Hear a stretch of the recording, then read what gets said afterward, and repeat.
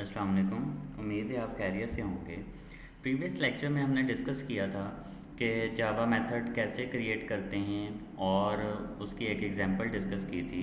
अब इसी लेक्चर को थोड़ा मज़ीद इंटरेस्टिंग बनाते हैं और डिस्कस करते हैं methods, arguments and return value. अब आर्गूमेंट्स क्या होते हैं? मेथड के पैरामीटर्स। देखें, अभी प्रीवियसली हमने जो मेथड क्रिएट किया था इसके बेसिस में हमने कुछ भी नहीं लिखा। इट मीन्स के this method have no parameter और नो आर्गूमेंट्स। ठीक है, ज़ीरो पैरामीटर और ज़ीरो आर्गूमेंट। अब हमने डिस्कस करना है कि इधर मेथड में आर्गूमेंट्स जो हैं वो किस तरह से पास किए जाते हैं या पैरामीटर्स किस तरह से पास करते हैं। तो इसके लिए एक एग्जांपल हम पढ़ेंगे, return value from method which returns square. ठीक है, अब एक हमने मेथड बनाना है जो क्या करेगा, किसी वैल्यू का स्क्वायर रिटर्न करेगा। पहले हम डिस्कस कर रहे हैं रिटर्न वैल्यू वाले मेथड को। ठीक है, कि वैल्यू कैसे रिटर्न करते हैं। तो देखें, एक हमें क्या चाहिए, क्लास का मेंबर वेरिएबल चाहिए। सपोज कि हम कह देते हैं इसको प्राइवेट इंटीजर n। ठीक है, एक क्लास का मेंबर वेरिएबल बन गया n। इसको प्राइवेट क्यों रखा है? क्योंकि ये क्लास के बाहर एक्सेस ना हो सके।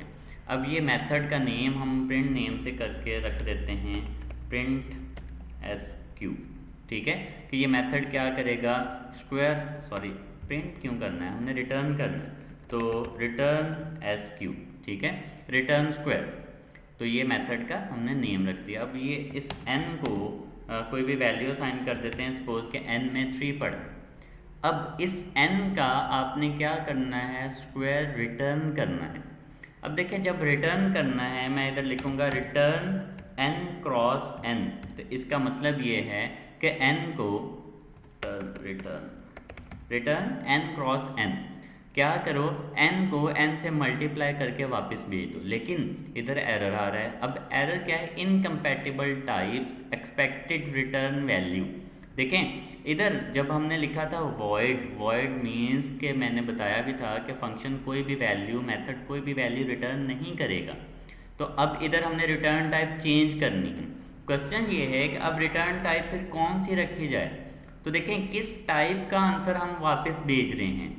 तो जिस टाइप का आंसर हम वापस भेज रहे हैं उस टाइप को इधर लिखना है। n की टाइप क्या है, इंटीजर।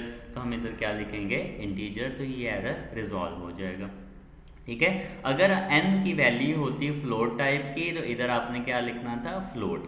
अब डायरेक्ट लिखना है return n cross n, direct लिख सकते हैं। अगर आपने कोई थर्ड वेरिएबल रिजल्ट लेके उसमें वैल्यू स्टोर करा के इस तरह से प्रोग्राम चलाना है तो ये भी कर सकते हैं। ठीक है, थर्ड वेरिएबल को यूज़ करते हुए जिस तरह से आपको फिजिबल लगता है। अब ये मेथड क्रिएट हो गया विद सम रिटर्न वैल्यू। अब क्या करना है, मेन के अंदर जाके इस मेथड को कॉल करना है। मेथड का नेम हमने क्या रखा है, मेथड का नेम हमने रखा है रिटर्न sq। ठीक है, रिटर्न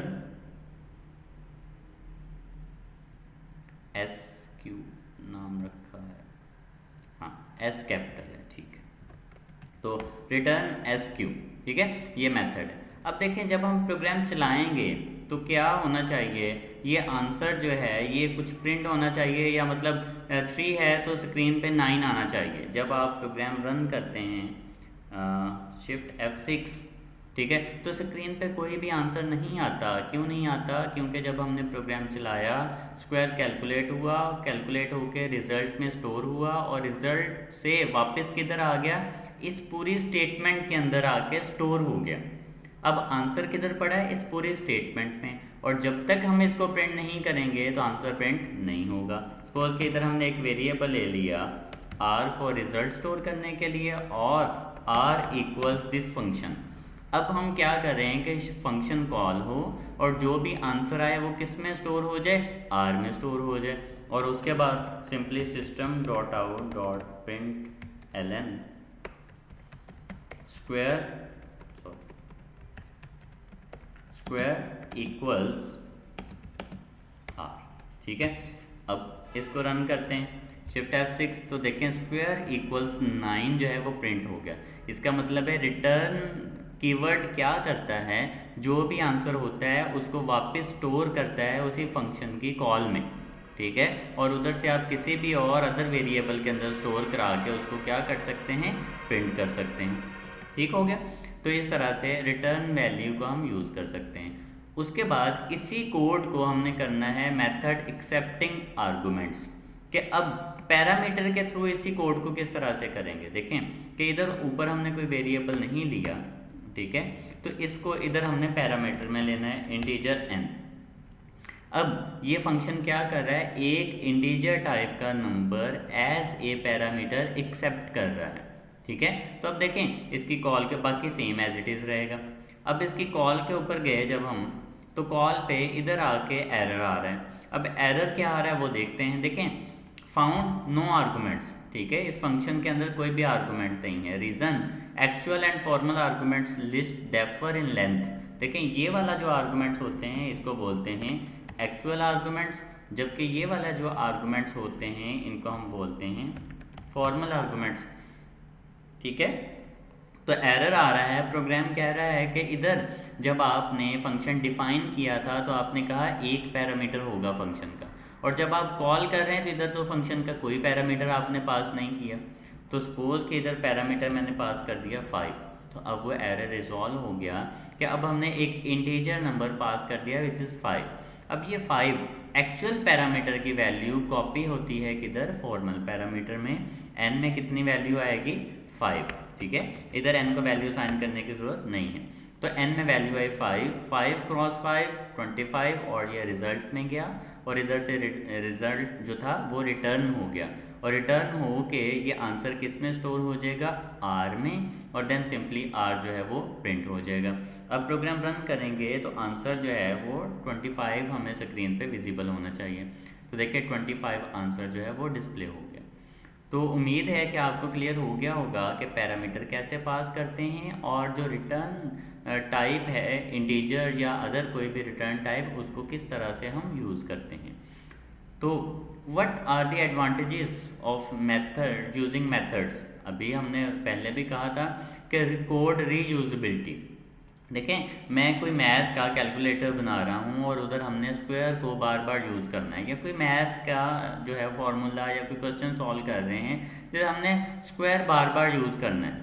तो अब बजाय इसके कि हम क्या करें, इधर स्क्वायर का जो कोड है वो बार बार लिखें, हम क्या करते हैं एक मेथड बना के रख लेते हैं और उसी मेथड को बार बार यूज़ करते रहते हैं।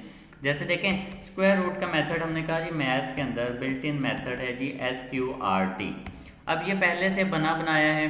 अब SQRT क्यों उन्होंने बनाया, क्योंकि मैथ के अंदर SQRT बार बार यूज़ होता है, तो पहले से ही मेथड बना के रख दिया ताकि आपको डिफ़ाइन ना करना पड़े, आपका टाइम जो है वो कम कंज्यूम हो। तो we can write a method once and use it multiple times. ठीक है, कि अब ये जो स्क्वायर वाला मेथड है ये हमने एक दफ़ा लिखा है, अब इसी मेथड को हम कई दफ़ा यूज़ कर सकते हैं। देखें system.out.println, ठीक है, और स्क्वायर 2 इक्वल्स, ठीक है, इस मेथड का नेम, इधर डायरेक्ट इसको कॉल भी आप कर सकते हैं। ठीक है, और इधर मैंने पास कर दिया 3 और लास्ट पे सेमीकोलन। अब शिफ्ट F6 कराया, ठीक है, तो अब जो है वो 9 स्क्वायर जो 2 है उसका 9 डिस्प्ले हो गया आंसर। तो इट मीन्स कि आप क्या कर सकते हैं, write a method once and use it multiple times, और इसको आप बार बार यूज़ कर सकते हैं। We do not have to rewrite the entire code. ठीक है, तो इसलिए हम इसको बोलते हैं राइट वंस और री यूज़ मल्टीपल टाइम्स। ठीक है, या write once read multiple times. ठीक है, कि एक दफ़ा आपने मेथड बना के रख लिया और आप इसको यूज़ क्या कर सकते हैं, मल्टीपल टाइम्स जो है वो यूज़ किया जा सकता है।